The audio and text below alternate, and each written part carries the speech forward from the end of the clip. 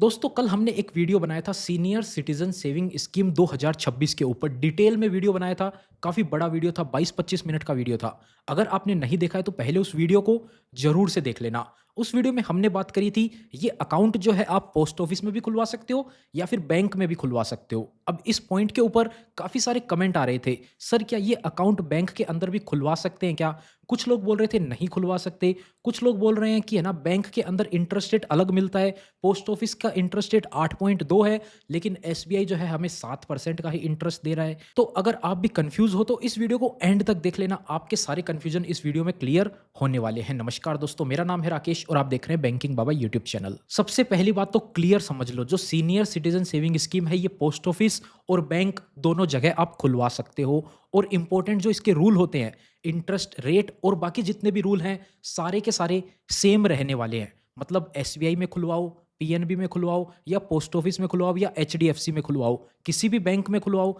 या post office में खुलवाओ, interest rate आपको 8.20%, 8.2% जो है वो ही मिलेगा। टेन्योर, टैक्स के रूल सब कुछ सेम रहने वाला है, क्योंकि ये जो स्कीम है ये गवर्नमेंट की स्कीम है और गवर्नमेंट इसको मेनली जो है वो पोस्ट ऑफिस से चलाती है। लेकिन उसके अलावा भी बहुत सारे ऐसे बैंक हैं जिसमें आपको ये सुविधा मिल जाती है। बड़े-बड़े जो बैंक हैं एसबीआई, आईसीआईसीआई, एचडीएफसी, इन सभी के अंदर आपको ये स्कीम मिलने वाली है। केवल इतना ही नहीं, सीनियर सिटीजन सेविंग स्कीम के अलावा भी पोस्ट ऑफिस की और भी काफ़ी सारी स्कीम होती है जिनको आप बैंक के अंदर खुलवा सकते हैं। जैसे कि सुकन्या समृद्धि योजना या फिर सुकन्या समृद्धि अकाउंट आप बोल सकते हो, पब्लिक प्रोविडेंट फंड बोल सकते हो, पीपीएफ अकाउंट आप बोल सकते हो, नेशनल सेविंग सर्टिफिकेट भी आप खुलवा सकते हो, वहीं किसान विकास पत्र। ये 4 जो स्कीम है ये आप पोस्ट ऑफिस के अलावा काफ़ी सारे बैंक के अंदर भी खुलवा सकते हो। इन सब के रूल सेम रहने वाले हैं, इंटरेस्ट रेट सेम रहने वाला है, जितने भी रूल हैं वो सारे के सारे गवर्नमेंट डिसाइड करती है।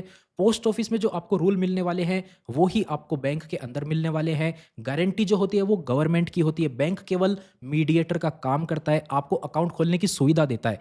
पैसा जो है वो गवर्नमेंट के पास जा रहा है, सेफ्टी भी आपको पोस्ट ऑफिस के जैसी ही मिलती है। अब बात करते हैं मेन डिफरेंस की, पोस्ट ऑफिस में अकाउंट खुलवाएं या फिर बैंक में खुलवाएं। तो देखिए, पोस्ट ऑफिस में अगर आप अकाउंट खुलवाते हैं तो आपका प्रोसेस है जो थोड़ा स्लो चलने वाला है। हो सकता है एक बार में पोस्ट ऑफिस जाने में आपका काम ना हो, आपको कई बार चक्कर लगाने पड़ जाएँ और सारा का सारा काम मैनुअल होता है, आपको फॉर्म भरना पड़ेगा, खुद से सारी एंट्री भर के देके पढ़ना पड़ेगा। उसमें काफ़ी ज़्यादा आपका टाइम बर्बाद हो सकता है। वहीं अगर आप बैंक के अंदर अकाउंट खुलवाते हो तो प्रोसेस थोड़ा-सा फास्ट हो जाता है। उसी के साथ-साथ जो सॉफ्टवेयर होता है, बैंक के अंदर सॉफ्टवेयर थोड़े फास्ट चलते हैं। पोस्ट ऑफिस में आप जब भी जाएँगे वो बोलेंगे नेटवर्क नहीं आ रहा है, सर्वर है, डाउन है, आपको ऐसे इश्यू देखने को मिल जाएँगे। उसी के अलावा जो बैंक के अंदर स्टाफ होता है वो ट्रेन होता है, उनको काफ़ी अच्छा एक्सपीरियंस होता है। पोस्ट ऑफिस के अंदर आज भी काफ़ी ऐसे लोग बैठे हैं जिनको काम करना नहीं आता है कंप्यूटर के ऊपर। वहीं काफ़ी सारे बैंक के अंदर तो आपको ऑनलाइन फैसिलिटी भी मिल जाती है, यानी कि आप घर बैठे-बैठे भी अकाउंट खोल सकते हैं। जितनी भी स्कीम है ये इन सभी का अकाउंट आप ऑनलाइन खोल सकते हैं, केवल सीनियर सिटीजन सेविंग स्कीम के अलावा। इसके लिए आपको ब्रांच में जाना कंपल्सरी है, बाकी स्कीम के अकाउंट आप ऑनलाइन भी खोल सकते हैं। अब आपके कुछ सवाल ले लेते हैं। पहला सवाल है, क्या बैंक में ऑनलाइन अकाउंट खोल सकते हैं?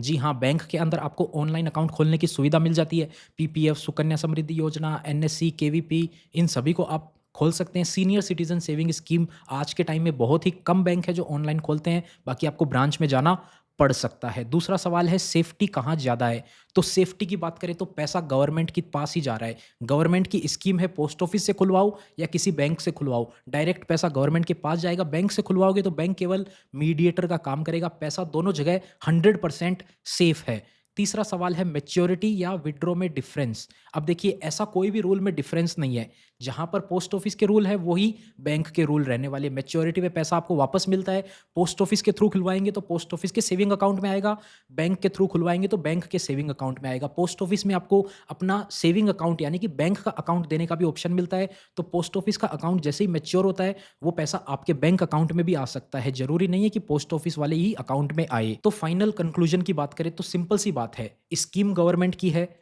इंटरेस्ट रेट सेम है, रूल सेम है। अब आपको डिसाइड करना है आपको कहाँ पे अकाउंट खुलवाना है। आप जहाँ खुलवाना चाहें पोस्ट ऑफिस में या फिर बैंक के अंदर।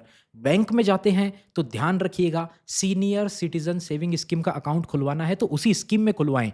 बैंक को आप पैसे देंगे, वो क्या करते हैं कई बार 5 साल वाली उनकी फ़िक्स्ड डिपॉज़िट खोल देते हैं। जहाँ पर एसबीआई में 7% का इंटरेस्ट है, उसी कारण से कई लोगों का कमेंट आ रहा था कि वो सीनियर सिटीज़न सेविंग स्कीम का अकाउंट नहीं खोलते, वो सीनियर सिटीज़न की एफडी कर देते हैं आपकी केवल।